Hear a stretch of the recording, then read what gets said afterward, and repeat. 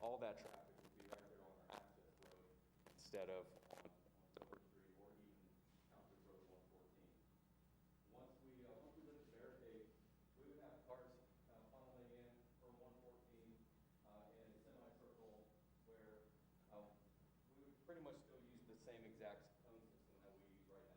And if you've never been in the cafeteria during dismissal, this is probably gibberish somewhat, but Mr. Davis can attest.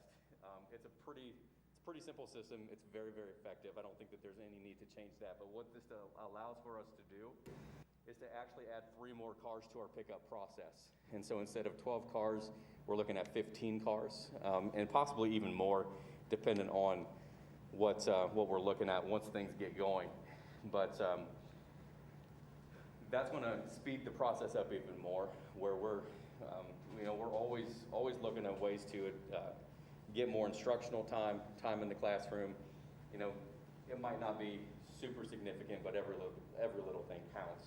And so we can tighten up those dismissal processes. The thing that I like the most about it is that we would create a buffer zone right here between the curb and the actual line of traffic.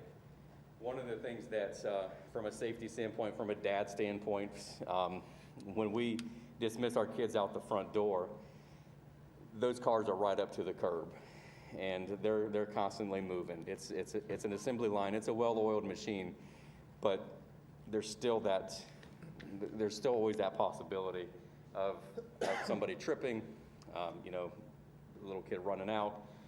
This would create a good 8 feet between the cars and the curb that would allow for us then to get the kids to their cars a little bit more safely. And so in order to do this, we would need to add, in my opinion, just another access road here, a short ingress, egress that would allow for the cars to just continue in a straight line back out to the access road, where they could safely leave, come up to Silver Street and turn right, turn left, and go on with their day, and kind of keep that flow of traffic a lot more manageable. We do have, I've gotten questions, what about the buses that are going to be leaving about the same time as the cars? It's not really going to be a lot of overlap. The buses will be gone. The first round of buses will be gone before we really start releasing the cars, and then the second round of buses will come back after the cars are already gone. So those are little things that could potentially be a hiccup, but nonetheless, the buses will still always get the right of way. We'll get those buses out of there and then allow for the cars to go on with their day.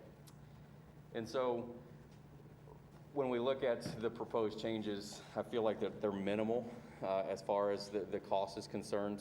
And when I look at the pros, it's the safety obviously is the number one thing. Those buses are now pulling up to the curb where they're stationary. They're there for the entire time until we give the signal to go. We've got that elimination of traffic on Silver Street. The cars are away from the back or from the curb. Even short, we're not grasping for straws here, but it's a shorter distance for walkers, and you don't have the cars blocking the front of the building. The faster dismissal. I put better utilization of staff parking. Right now, because of where the buses park out back, we lose a significant amount of parking out back. By my accounts, we would gain about 52 parking spaces if we were able to go along with this plan. And so, obviously, there's cons that's involved in any project. There's still a cost, and so that's part of our proposal and the students. We've done what we do for time, but I think that we could do that fairly quickly. And so we are kind of just in the beginning, well, not beginning stages, but we've put this plan together and just wanted to bring this proposal to you tonight as something to consider, and then to maybe possibly even move forward on it for the next school year if funding would be available and if contracting would be available. Do you have, Mr. Comstock was able to get some prices. I've got them, we're looking at basically doing 3 different projects. They priced it out 3 different ways. And so for the front drive, looking at about $9,700 for the front drive. and that's extending the sidewalks and doing the egress? No, that's just this part right here. Oh, okay. So this would be $9,700. The sidewalk is a little bit more intensive just because of the curves and everything else. Right. It's 142 feet. He's got that at about 11,500. And then the road on the north side of the building is going to run right about 19,000. Mr. Blue, I know on your picture here, you've got 14 buses. Is that about the amount of buses that we utilize? That's exactly the amount of buses that we utilize. I was just thinking for spacing, if there was enough there for everything that you use. Yeah, and so I had Mr. Clausen come out from the bus garage and walk everything off to see where we were in regards to footage. Now this is putting them front to rear, which would be preferred, but if we had to stagger, we could, and gain a little bit more space, but I think that we can make them fit. As a matter of fact, I'm going to see, here before everybody gets out, if we can bring all of them out just to see if we have to stagger or not. But nonetheless, we can get all of our buses in there. It's just a matter of if we can go straight or have to stagger. That next slide, the barricade you had, Yeah. is that open like during the day so people can drive from 144 up to Silver, or are you closing that all day until 250? It's open all day right now, Right, except so during. Are you planning on closing that until 250, then no one can get through there at all, so now people have to drive all the way around to get to? Well, I don't know that we've thought through that far, and so I think that's not a deal breaker. We can keep it open until, a certain time. We just don't want. Right, it's to prevent the cars from coming too early. Yep. Mr. Blue, what's in the middle right there of that picture? Is that, we're not going to park cars there anymore then? Those are parking spaces. Yeah, but I mean, are we planning on having staff park there, or are they all moving out front? No, I would, this would be all open for parking spaces. Okay. Right now, our buses come in and park Right. in this section right here, so basically everything from here to here is not allowed to be used as staff parking because that's where buses come in. And so we would gain about 52 spaces right Okay, there. Total, okay. Front and back, you're talking total. Yeah. Okay. We're really not going to gain, we're actually going to lose 4 spaces out front because of the egress, but we're going to gain 52 spaces in the back. So you could still come out front, pick your kid up, like if you got to pick them up from the office, though. You wouldn't go to the back to pick them up. Correct. So everything's still going to, that was the important part for me on having that front egress, because from a safety standpoint, when we have visitors come in the building, our building is designed for them to come through the front office. And so we still want that to be there. So that's why that front egress is super important for me. So that if a parent needs to come pick up their kid, sick kid, or even just visiting, just joking with Mr. Collins here before the meeting that if you just happen to forget that it's 1:30 and you're on your way to the elementary and you're coming from the wrong direction, you're stuck in a line of traffic, and so you're going to have to either make a decision to illegally pull out and go around them, or make a U-turn. And so this would allow for that to stay pretty fluid. Yeah, Officer Mustard doesn't like it when we do that. And I think it's important to understand that this is a project that we've been working on for years now. It's not just something that's come up this year. We had to postpone it with COVID. And the safety committee, the resource officers, the city police, everyone has been involved in conversations to get the plan to this point. There have been several versions, and from what the work Brad and his team has done, this is the best. Where do the walkers get released? So the walkers, right now, we send them out back with the buses. So we will just simply reverse that, where they will also come out front. Before we just dismiss buses, the first round, they'll just come out the front doors and then head out the sidewalk this direction or over to Morningside to have to cross the street with the crosswalk. Do you feel like with this way, it'll be a little more streamlined with getting kids? Because what I run into a lot when I pick my daughter up is there'll be like, a row of 10 cars there. Every other car's kid will come out. So now all the cars are going around the other cars to try to get them because the other kids aren't out yet. So do you think that would streamline that a little more to where you have 15 rows of cars and you're getting all 15 kids out? Because you don't necessarily have, I say, luxury of driving around the cars in front of you anymore to get these kids out. You know what I mean? Right. It would, that part's not gonna change a whole lot. Now, there shouldn't be a significant gap between the cars in front and the cars behind, because we're sending 5 or 15 cars out at the same time. So it's just a matter of, when you're getting out there, it could be a preschooler and just needs a little bit of extra time to get buckled in. Or just a smaller kid trying to get their seatbelt on. So you could have a 20-second wait extra, but we're going to get things, what you might have to wait on in that moment is going to be taken away by the fact that we're sending 3 extra cars out per round and able to get that many more out. We're just missing about 600 go out. So, our pickups right now, and about 450, 500 are buses. And we're getting those 650 kids out of our current process. Our first one's got out at 2:15, and we're doing our last call at 2:32. So it's a 17 minutes dismissal. It's pretty quick as it is. It's very impressive. It's very impressive. I've been there, it's impressive. And we're going to continue what we did this year with, we used to take all the kids and put them in the cafeteria and wait for their numbers down there, which was, yes, it made me lose my hair. But we Your beard. were able to move that to the classrooms this year, where students stay in the classrooms, and the spreadsheet that we use, the numbers that, if you've been out there with Mrs. Irwin, she's putting those numbers in that spreadsheet. That goes to the classrooms now instead of to the cafeteria. So kids are called out of their classrooms to go to the cafeteria, very organized, 3 different lines. Kids are down there ready to go. So by the time those kids are walking out the door, some of them have been standing in line for about 5 minutes, and we don't send the line until everybody's there. If there are cases where maybe a kid doesn't see their number, so we will have the option, if we have to have a car pull over to the side, we still have this fire or this safety lane right here that we can utilize Okay. in order to move that car off to the side and let it come to us. And the blacktop would be durable enough for the buses to make that change? It's going to be concrete is what we're proposing. Okay. So the buses don't pull around out front at all right now? No. Okay. Okay.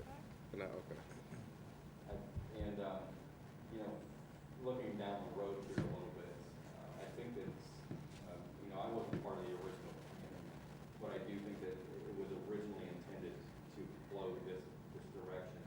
And as we look at a 712 building, this will set us up for success as the 712 building will be utilizing Silver Streets. Because they're not going to have the same pickup procedures and processes that we would have. What about the random buses that come throughout the day? Will they always go around the front? The ones that drop off the high school workers? Yeah, every bus is going to come out. So are you going to designate the circular drive in front as buses only? Yep, buses and fire, and emergency vehicles. And it's designated somewhat like that now. But that's not one we've been able to. Any other questions? All right. Well, thank you, Mr. Blue. Thank you.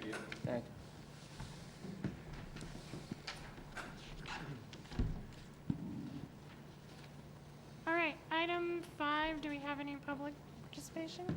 Okay. So item 6, reports of the treasurer. Highlights, because the next, when we do committee reports, we'll talk a little bit more about the 5-year. Okay. But just as an overview, the food service fund, again, I think we're still on track. We're going to have to transfer some funds. Okay. I have talked to Regina.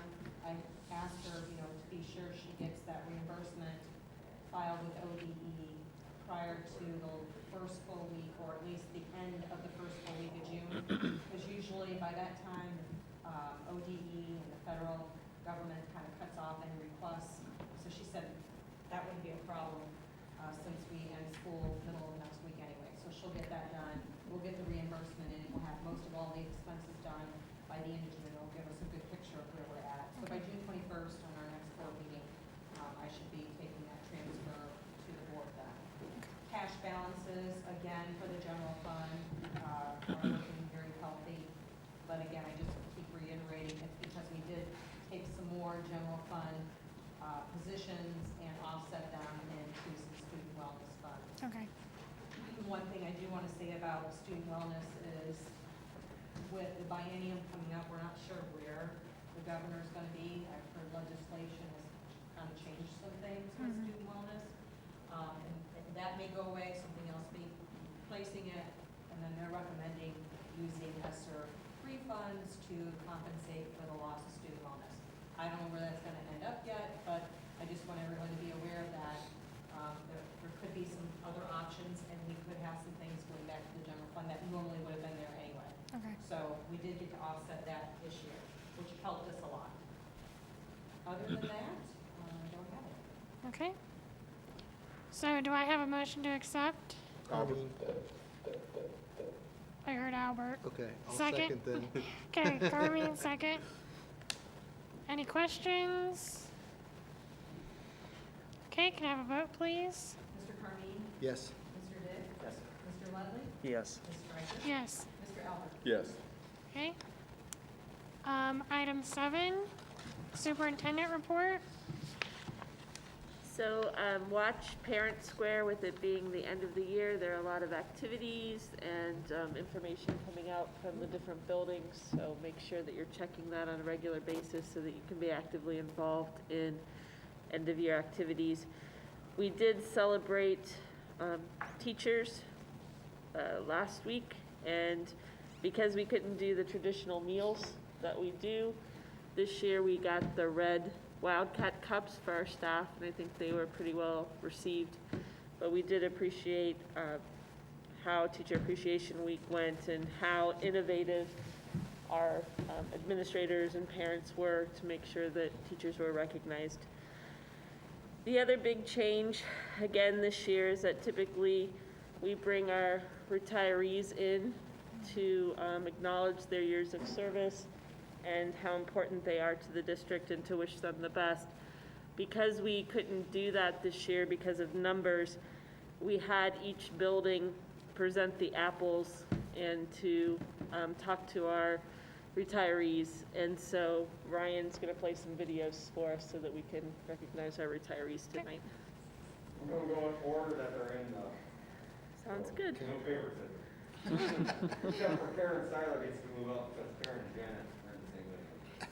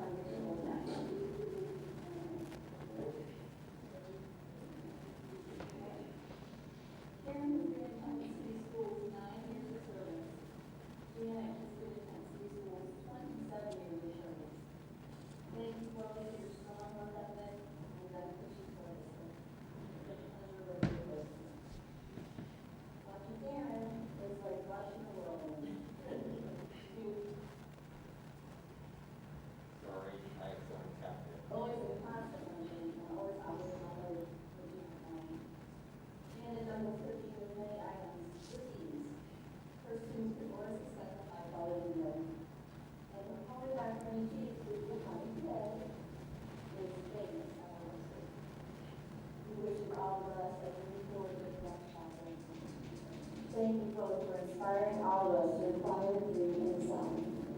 Do either of you have anything you'd like to share? It was a privilege working here.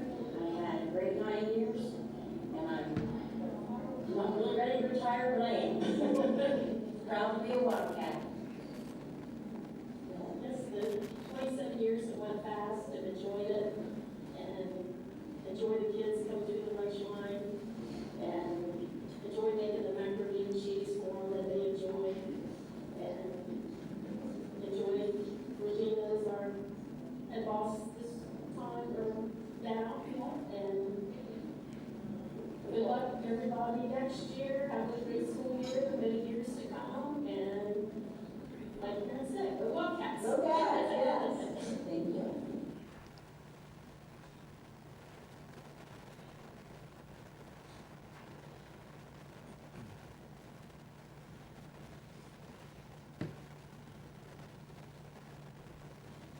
On behalf of Kenton City Schools, we want to thank Ms. Barry Bradford for 23 years of service to Kenton City. Thank you very much. I appreciate it.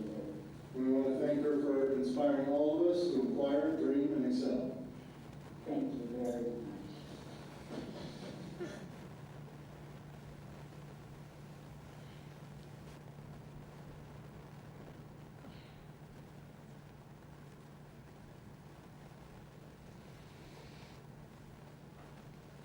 Boyd has 21 years. He did not want to do a video. I guess that's something I just talked about.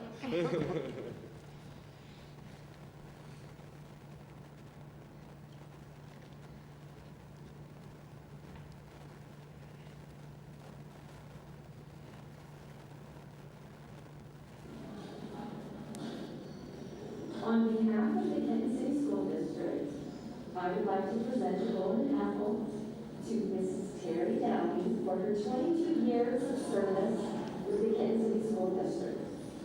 Terry's superhero strength is her infectious smile in her laugh. She greets our visitors at KPS with the smile. CPUD will miss her dearly.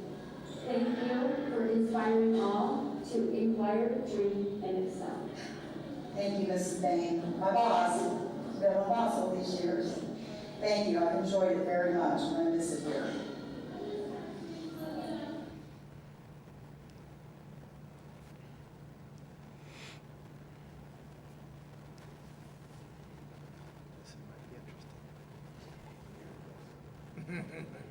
On behalf of Kenton City Schools, we'd like to present this golden apple to Chuck Downey for his 21 years of service to the Kenton City Schools. I'd like to say thank you to the Kenton City School Board, the superintendent, the principals, the assistant principals, all the coaches, the parents, but most importantly, the kids who have simply made our life, my wife, myself, my children, my grandchildren. It's been magic every single day that we came in here. So once again, I say thank you to you, and God bless the Kenton City Schools. And thank you to Chuck for inspiring all of us to inquire, dream, and excel. Bye-bye.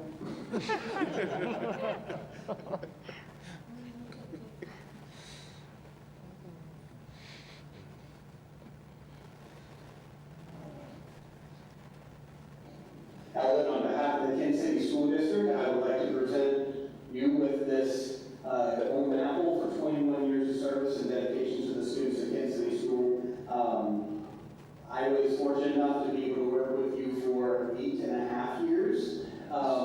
Tried to get you to go 9, but or more, but I understand with miracles that you did. Well, thank you. Thank you. Thank you for inspiring all of us to inquire, dream, and excel. Thank you. I've looked forward to this for a lot of years. I had a great run here, but I'm looking forward to some more running out there. So thank you very much.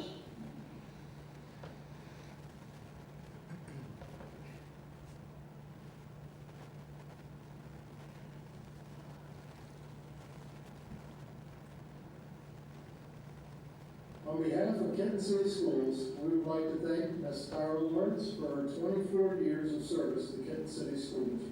We're presenting her with the golden apple. Thank you very much. We want to thank Ms. Lawrence for inspiring all of us to acquire, dream, and excel.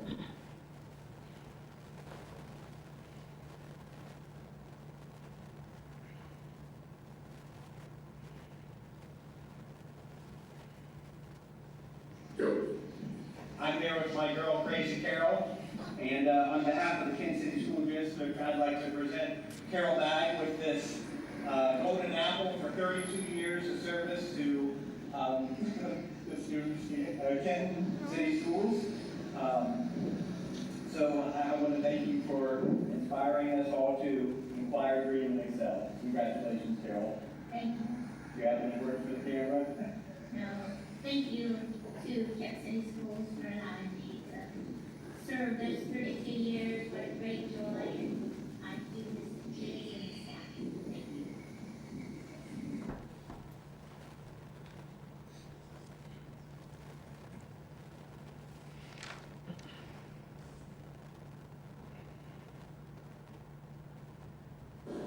On behalf of the Kansas City School District, I would like to present Mary Kay Schreiber with the Golden Apple for 25 years of service with Kansas City Schools.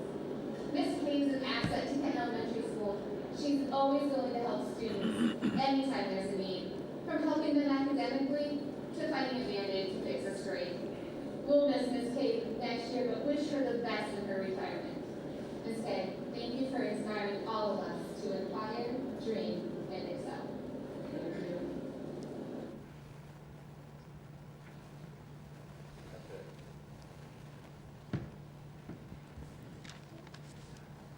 All right, thank you all to those who are retiring.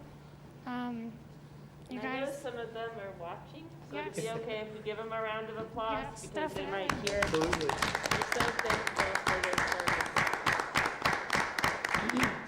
I don't know if anybody took the opportunity to add that up, but that's 225 years. exactly. It's amazing. So we thank all and each and every one of you very much for serving our kids.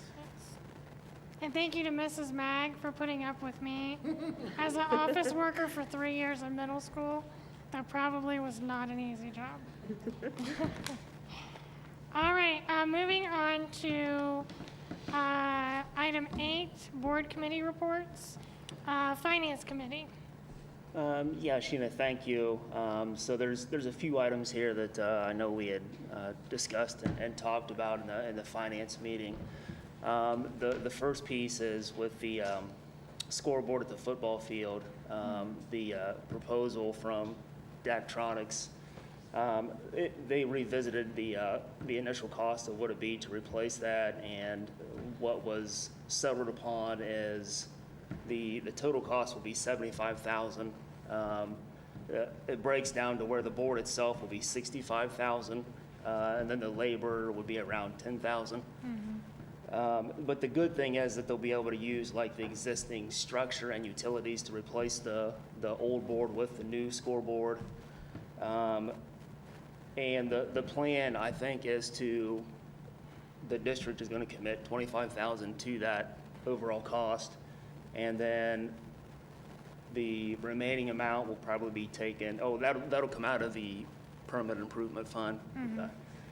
And then there'll be like 5 anchor spots on the board itself to where we can approach sponsors to cover those 5 spots at $10,000 apiece. And that would make up that $50,000 difference. Okay. And they can do that a couple of ways, either just the $10,000 up front, or break it out over 5 years at $2,000 over 5 years. Okay. For that, the new board. And from what I understand, the cool part about that will be though too, is that there'll be like the Wildcat will still stay lit up even at night when the board's turned off. So when you go up there, that will still be lit up. I think that's cool how that'll still show up like that. And the other piece that we had talked about was the solar update. As it stands right now, we're just going to, over the next probably year to year and a half, just continue to get data on what it's going to look like if we continue to go with the solar or what it's going to be like to maybe not go with the solar.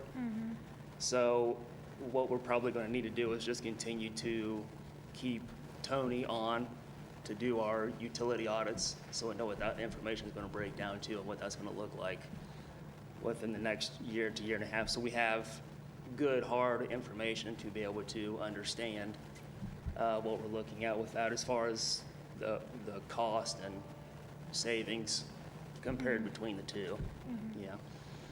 Yeah. I think that's really the biggest pieces that I have. I know we had talked about briefly the fuel tank quote, but I think we're going to table that until probably June, until we have a little bit more information on that. So that's. The next thing is where you done? Yeah, Okay, yeah. so, the next thing is, we talked about the 5 years. Right. Tim and Eric, do you want a copy of this? And I kind of break down highlights for everyone, because it is a lot to go through when it's not something that you're familiar with. So I've got a highlight sheet here, so I'll kind of briefly go over that. So I those hit on the main parts of the 5-year. Line 1.03, which is our income tax. The overall collections are down about 1.5% from where we were this last year, which obviously is COVID-related reasons. The unrestricted line item, 1.035, is our state foundation. We are up approximately a little over $150,000 on that. Line 1.06, that's an all other revenue, and that includes a multitude of things. It's kind of a catch-all.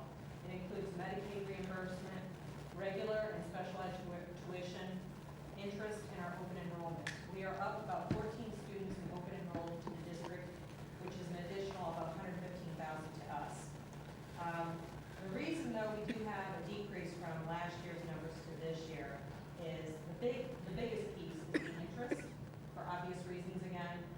We're down about $100,000 on that, and tuition also, $178,000.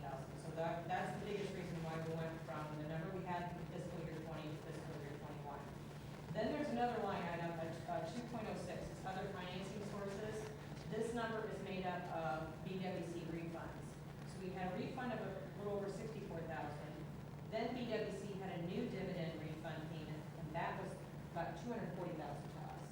So that gave us a nice little cushion to come back into our general funds. On the expenditure side, obviously the biggest line that we have is salaries and benefits. So line 3.01, it's a decrease from last year. And again, as I've stated, it's because we've taken some of those general fund salaries and deterred them into some grants that we haven't done in the past. Right. And so understand that we're probably not going to be able to sustain the grant, but we'll have to sustain a lot of the jobs that are in that. Right. So they will come back into the general fund at some point in time. Okay. Supplementals, our sports and advisors cost us approximately $350,000.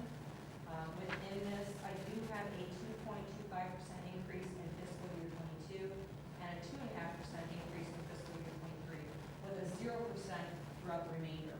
It does still include steps though. In line 3.02, that's a fringe benefit. We have a 0% coming up this July. That's because we went with a new consortium this past year. We want to see an 18-month cycle of where we're going to be given hard numbers of our claims. So we're going to see what our revenues generate versus what our costs are. So that'll give the consortium a little bit of time to see what kind of increase we will look at come July 1st, 2022. We'll know that number by April of 2022. We'll have that hard number. That's when Jefferson Health Plan gives everybody their papers and says, here's where you're at. On line 3.04, that's our supplies. We have a textbook adoption. So you're either going to see an increase this year or next year. Depends on the timing. I think we'd rather get those textbooks purchased now so we can get that expense out. Right. But that is a costly thing that we do have coming up. So it's either going to be end of June or into the next year. So you might see a little bit of fluctuation on as to why we might have a little more at the end. And then, of course, line 5.01 is that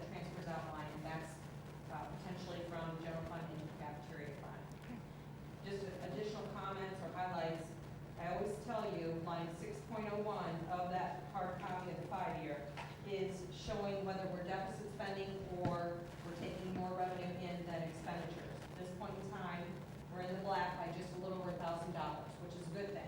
Last year, we're in the black by $267,000. But I do show us, going into the red, at least deficit spending wise, throughout the remainder of the forecast. The good news is that we're still in the black by the end of 2025. Okay. It just means we're eating into some of those revenues that got carried on over throughout the forecast. Okay. Our general fund effective millage is slightly above the 20 mil floor. What does that mean to us? You do not capture growth when you're above the 20 mil floor. So our best benefit, if we were to do anything, would be maybe an emergency levy that brings in just a dollar value. Right. If you had to go out and do anything like that. Our tax collection rate went down. It was at 97%. It's now at 94%. We will be made whole at some point in time. That is per the law. We will always get what you are due. It just depends on the timing of that. Okay. Our income tax levy is a traditional one. It's continuous and has been in effect since 1995. When you look at our revenues, 57% of our revenues comes from the state. So we're heavily reliant on the state for our money. Right. 43% comes from the local. Okay. Expenses, like I said, the biggest part is our salary and benefits. That's 80% of our expenditures. That's where it makes the difference. That's where you impact how much we are spending or deficit spending or whatever the case may be. Okay. And like I said, the bottom line is we are in the black through fiscal year 25. Okay. Just a couple of things I forgot to mention on that scoreboard. No, you're fine. I just happened to see it. It's fine. I just wanted to throw it out there real quick. The new scoreboard will still have, or I guess it'll have like video capabilities, but in a banner form. So I think that'll run across the top of the board or on the bottom of the board. It's on the top. It's on the top. Okay. And as well as still images, I believe, will be. So I was gonna touch on that a little bit. Yeah, go ahead. In the thing, but yeah, so it will have video capabilities. So like, they were thinking that's another way you can raise funds for more sponsors. You can have like a first down presented by Domino's Pizza, and it could come across the top. So that'll have video capabilities, and all your LED lights on the actual board itself. Instead of like home and away or Wildcats and away, it's actually going to say the two team names. That's pretty cool. And as far as that goes, those LED lights are going to be the yellow or white LED lights, and like your first down and score and everything else is going to be in red LED lights. So. And since we're talking scoreboard, I think it's important just to make sure that everyone understands that our current system doesn't work. Right. And so we're not just going out to buy something new. I give Brett Purcell a lot of credit because the first quote for the scoreboard was well over $125,000. That was a full video scoreboard. Yeah. Full video scoreboard, Yeah. and we have to do something with that scoreboard because it's really held together on duct tape.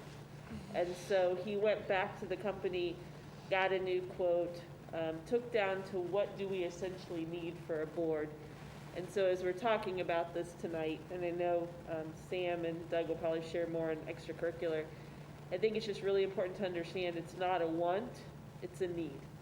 And that he did a really nice job to scale it down to what does our athletic department need as far as the scoreboard, and how can we generate and show our sponsorships in a responsible way. Okay. Hey, I guess my question would be to Jill, and you said it comes out of the permanent improvement funds. Where do those monies come from? Usually, I guess. Well, from what I understand, I think we transferred money in We did. from the general fund to the PI fund. Right. So we've got money sitting out there still, a good chunk of change, over $1 million. I think like even 1.4 million, I don't remember right offhand. Okay. So we're very, what do I want to say, we take a lot of time at thinking about where we're going to take certain things from. So we just don't go out and say, oh, we got PI money. I mean, we put a lot of thought and time into Right. what projects we feel like would be benefit and come out of there. Knowing that 50,000 is going to come back into us, it'll go right back into that PI fund. Eventually, 50,000. Right.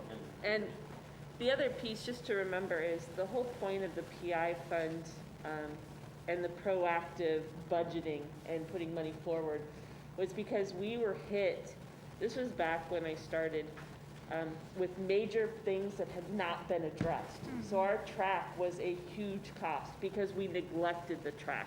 Our tennis courts had major issues because we neglected to be proactive and make sure that there were monies and accounts to cover things. So over the course of, I'll just say over the course of 10 years, I know that there's been intentionally projections. People are saying in 5 years this needs to happen, in 3 years this needs to happen, and no longer is the board sitting here going, oh my gosh, we have to come up with $100,000 next year, we're gonna lose our track because we can't do it, or our gyms or things. Right. And I know that I'm speaking in athletics, and it's way more than athletics. It's our masonry work on our buildings, it's our roofs.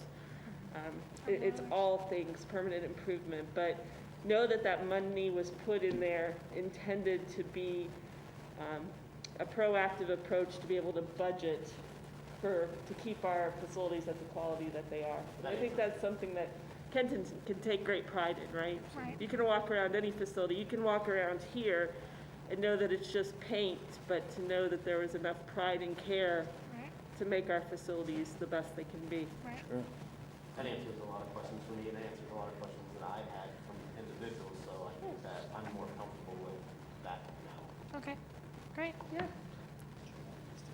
Okay, anything else? Okay, let's move on to facilities.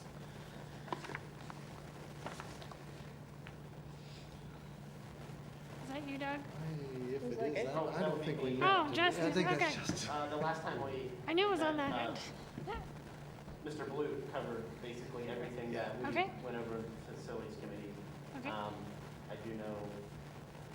know we got one quote on that, I don't know where we are, where we're gonna get any more on the. Okay. And the biggest challenge might not be the quote, as it will be the timing to get the job done. And Right. because that was explained in The the contract. Right, that right. contractors are all extremely busy right now. Yes. And trying to get a contractor to come in to take on a project of this size, I mean, Right. it's gonna be kind of hard pressed to get it before the start of this year. Okay.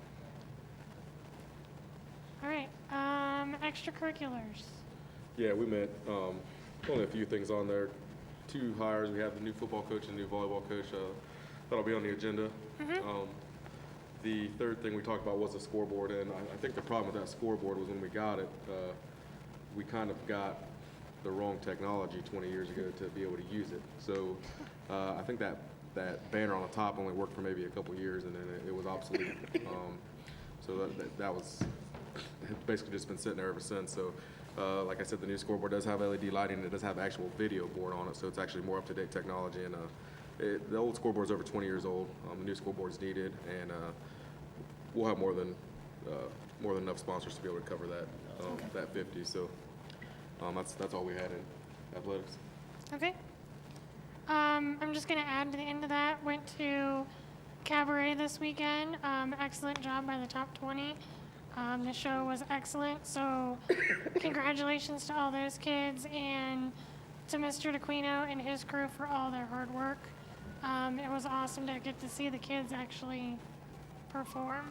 So congrats to them. Career Center, High Point convocation is this Friday. I believe it's at 4:30.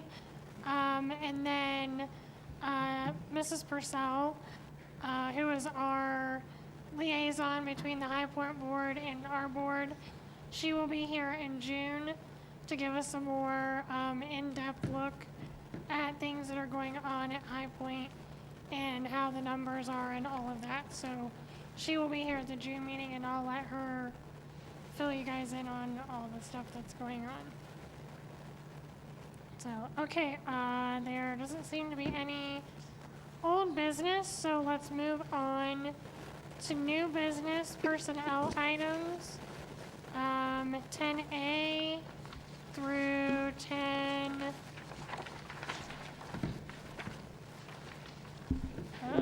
10. Good gravy. 10U. Wow, we almost made it through the whole alphabet. Almost all through the whole alphabet. So this is mostly supplementals, am I correct? Correct. Yep, for different things.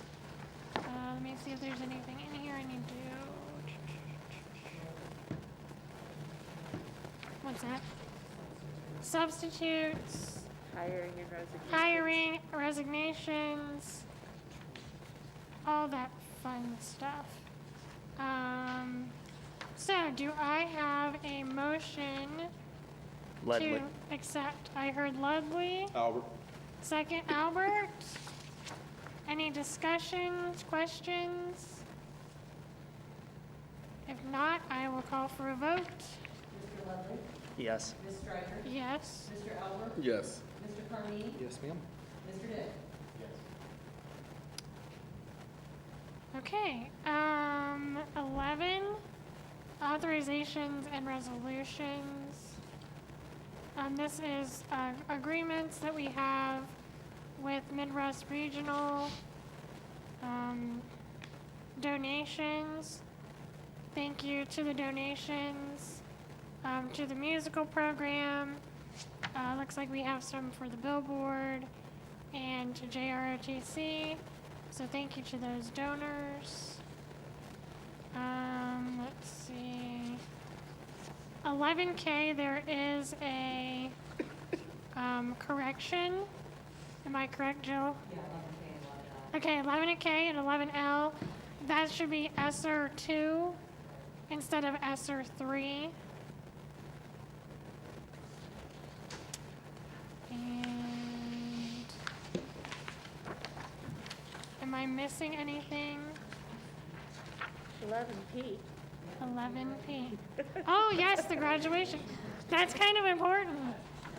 Yes, so 11P. Congratulations to all the seniors. It was fun signing your diplomas. Okay, do I have a motion to approve?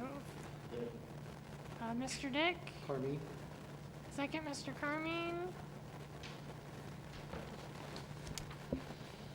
Discussions, questions? Are we good? Okay. So I'll have a vote then. Ms. Stryker? Yes. Mr. Albert? Yes. Mr. Carney? Yes. Mr. Dick? Yes. Mr. Ludwig? Yes. All right. So if there is no further business, Maybe we could give an update on the special meetings, because I know when those special meetings come out, sometimes there's some confusion. Oh, yes. So special meetings, I believe we have one this week. We have one on May 19th at 5, and then May 26th at 6. And those are for the purpose of discussing hiring employees. And on May 26th, know that that meeting will probably be virtual. Yes. And that we will have a couple items that night. We do have some positions that we're still filling. Okay. So we have made offers out. We're just waiting to get those offers back, make sure they're accepted. So you'll do a couple of things that night. And the 19th would be the final rounds this week. Hopefully final rounds for the superintendency. And the hope would be then to be able to hire on that night as well. Yes. So there will be a couple items on the 26th, but we always find ourselves in a position to do some hiring meetings this time of year. Yeah.